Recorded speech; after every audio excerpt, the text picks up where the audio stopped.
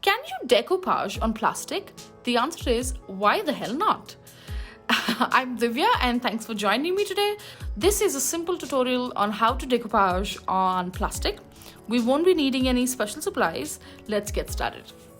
I bought a couple of plastic dispenser bottles from Metro Cash and Carry. These exact one might not be available online, but I will leave a link to similar plastic dispenser bottles that you could find on Amazon. These weren't expensive. I think each of them costed me about 110 rupees. They are firm and pretty lightweight, and they seem like good quality.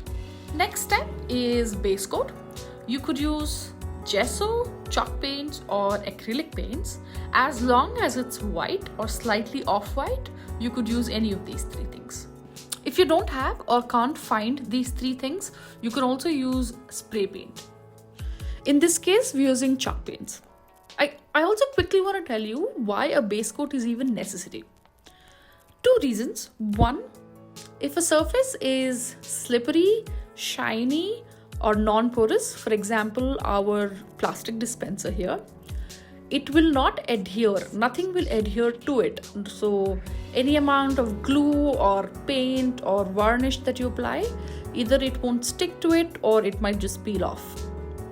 So by applying a layer of base coat, you are creating a texture, a tooth, and this will ensure that anything that comes after this has a nice grip and it can be applied on the surface very easily, and it will make sure that the surface holds it well. And the second reason is the paper tends to pick up the base's color once you've decoupaged it. So if the base is dark or transparent, the napkin or the paper then tends to pick it up. So giving it a nice white even coat will make sure that the paper remains its true color. And I really hope I'm making sense. I will try and do a demo of this in one of the upcoming videos. Okay, now that we know the why, let me tell you how. Apply the base coat with a piece of sponge or a flat brush. Make sure to apply a thin, even coat. Let it completely dry and give it a second coat. I didn't want to paint the neck, the rim or the mouth of the bottle, so I've used masking tape to mask off that area and keep it free of paint. The areas that I couldn't reach with the sponge, I used a brush and tried to mimic that texture that the sponge was leaving behind. Couple of reasons why it's important to have the base coat very clean and even for this project is one, the bottle is transparent and it'll let light through. So any patches or areas that are not covered properly, it could show through. And the second thing, the napkin that I'm going to use is a white based napkin. And again, if there are patches or uneven surfaces, it'll show through. I'm using these gorgeous red poppies napkin today. I'm doing a dry fit to see how much of the napkin I'll need to keep and how much I'll need to remove. I use my hands to tear off the excess napkin. You could use a scissors. You could use a pair of scissors, but I prefer tearing with my hand. I also prefer not to overlap the napkin, so I kind of make sure that I tear just as much as napkin I need and there is no overlap. So you'll see me go back and forth a bit. You'll see me do a dry fit, come back and tear a piece off, go back and do a fit again. This will feel tedious, but I promise you that the end result is beautiful and worth it. I'm satisfied with the piece I have on hand. The next step is to remove these excess layers, keep them aside, they will be handy later, and get ready to glue. I use acrylic gel medium for gluing down the napkin. You could use any decoupage glue that you have on hand. Put the napkin in place and lift off one end and start applying glue. My rule of thumb here is apply very little glue and work very slowly, work in small sections. I hope that you're able to see how I'm working, and this kind of ensures that you get a good finish, it looks clean, and almost always no wrinkles. I also want to take this time to apologize for the huge gap between my uploads. I don't even know what to say anymore. Life kind of happens, and life is happening. Life happened.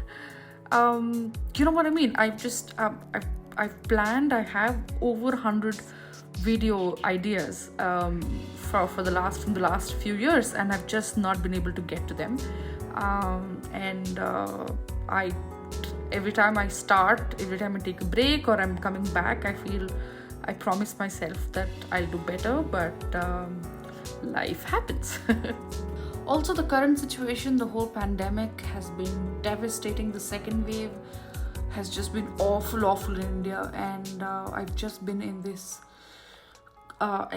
funk. I've been constantly anxious, and we've lost a few loved ones, and I really hope that you guys, everyone is watching. I hope you guys are safe, and I hope we can just ride this out, however long this takes.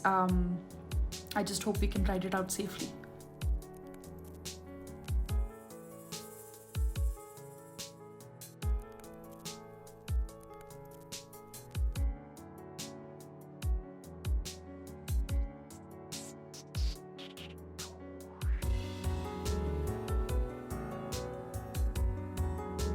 Once all the pieces are glued down, I'm just going to go over the entire napkin with gel medium just to seal it from the top. And this time I'll ensure the corners and the edges are nicely sealed, and just focus on that area a little bit, and make sure that all of that is properly sealed. Alright, the napkin is nicely glued and in place. The gel medium that I applied on the top is dry as well. There's a small little area that needs a paint job, a small touch up. You can obviously ignore this, but I feel small little details like this kind of makes a huge difference. It kind of adds to the entire overall look of the piece. So yeah, I'm just using a little bit of acrylic paints and touching it up. I'm also watering down the paint a bit and adding some splatters. I feel that this adds a lot of interest and kind of brings everything together, and it just looks super cute.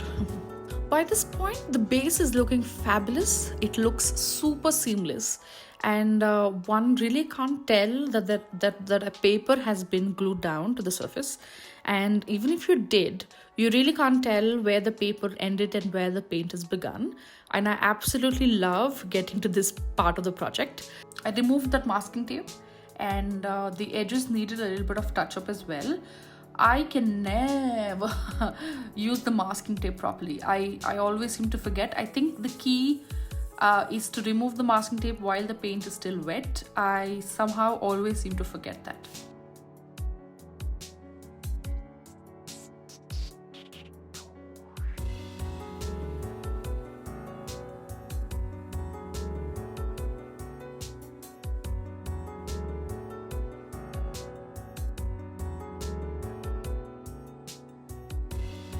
Oh my god, would you look at that? The before and after are looking spectacular.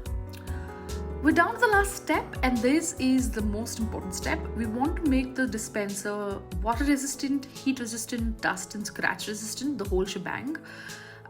So the best way to do that is apply a varnish that suits all your needs.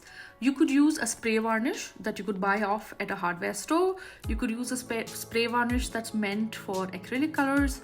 You could use Mod Podge, or you could use the varnish that I'm using. It's a water-based wood varnish by Asian Paints. It's called Aquadur. And one of the reasons I love this varnish is because it works on almost all surfaces. It's non-yellowing, it dries really fast, it has no odor, it doesn't have a bad smell, and it's water based, so you could just wash off your brush and your hands after the project, and it's absolutely mess free. I'm applying a thin even coat. I will let this dry for a couple of days and come back for a second coat. You could give it 3 or 4 coats depending on your usage. That's all folks. I hope you enjoyed watching, and I will catch you in the next one. Bye bye.